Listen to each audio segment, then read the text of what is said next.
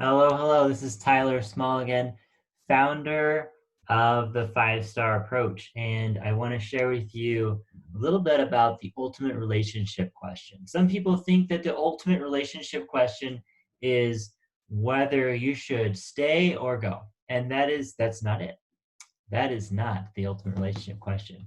In most cases, you should stay. And by the way, if you're in a highly abusive situation, I encourage you to go. Go at least for a while, get some professional help, and get that figured out. Make sure you're safe.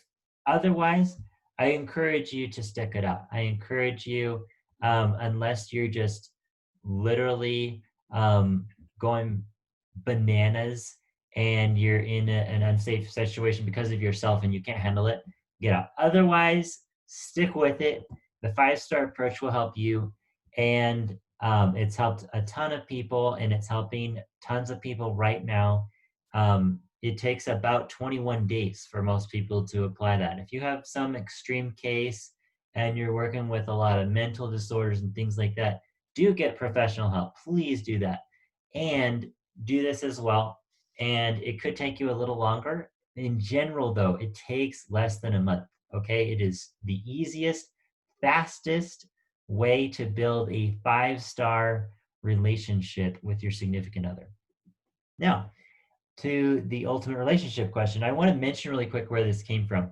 There's something called the ultimate question, which is something that brand managers use to figure out what people think about their product and their loyalty and satisfaction. Think of it in those terms. Okay, what is the kind of the customer satisfaction in this experience? Now, with a significant other, it's not the relationship is not necessarily a product or service in the same way. So we need a different question. We need to modify the question. The ultimate relationship question is on a scale of 5 stars, how would you rate this relationship? Okay, so they're not rating you. They're not rating you as a human, as a person. No, you're just talking about this idea of a relationship, right? So it makes it a little bit safer. Say, hey, I want. This is how to do it. I want to work on a relationship. I really care about you. I love you, and I know that this can be better. How would you rate our relationship on a scale of 5 stars, right? So that's the question. Um, a lot of you will get a lower score than you believe that it is yourself. Now, I want to tell you that what you believe about the relationship doesn't matter so much, okay? Aside from those exceptions that I mentioned at the beginning, what you believe about the relationship doesn't matter so much. And let me tell you why. Because you already know what you believe about the relationship. Okay? So you already know it. It's not going to be as helpful to you for moving it forward. So you've got to drop it. Just leave it at the door. Okay?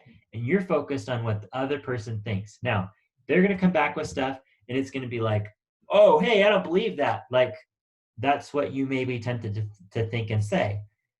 Instead, just absorb it. Oh, okay.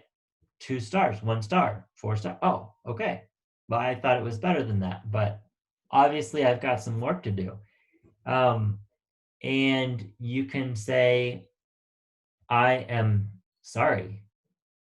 I know that I am responsible for how you feel about our relationship, and I want to work on that, right? We'll work on the 5-star apology in a different video. Um, there is a sidekick question to the ultimate relationship question, and it is, what can I do to make it better? What can I do to make it better? Okay. Now, when you ask that question, your partner, your significant other, is likely to do a backflip of excitement. Okay. They're like, oh my goodness, my partner, the person who is most important to me in this life, is now asking me what they can do to improve the relationship. This is going to be a very exciting question to them. Now, it may take some time for that to sink in. They may not express excitement.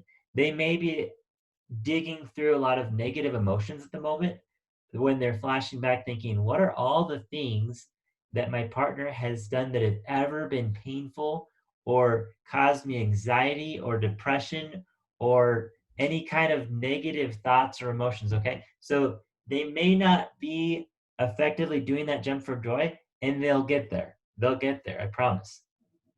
So, as you continue to ask this question, I recommend asking it roughly weekly. Weekly is a good cadence. And then they kind of know it's coming. And they're going to be looking for you doing things that are awesome for the relationship. Don't worry about that pressure. I'll help you do the easiest, fastest thing that will take you so little time, you'll be amazed. And you'll replace these arguments and these awkward things and these things where like, oh, that was so heavy. I have to go watch Netflix. I have to go binge watch Netflix for 2 or 3 hours in order to calm myself down because this relationship isn't working out. If you've been there, hashtag Netflix binge because my relationship isn't working out. Okay.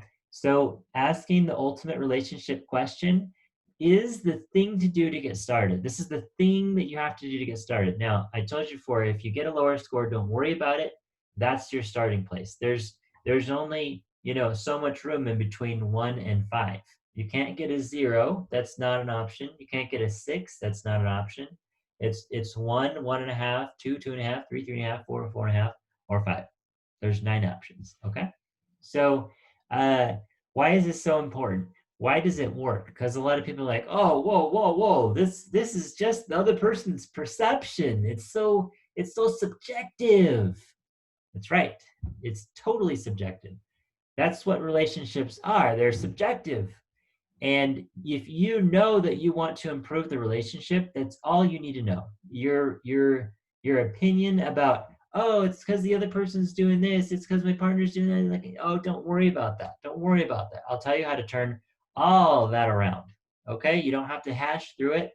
Don't worry about that. So low scores are fine. Apologies are great. I will help you know how to do the 5-star apology in the next video. So just remember, on a scale of 5 stars, how would you rate our relationship? That's the question. Okay, write that down.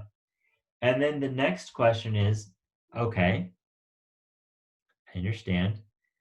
What can I do to make it better? Okay, because you want to make it better and you're going to work with healthy boundaries, right? And you're going to make it better. I promise. And I'll show you how in the videos to come. All right. Love you.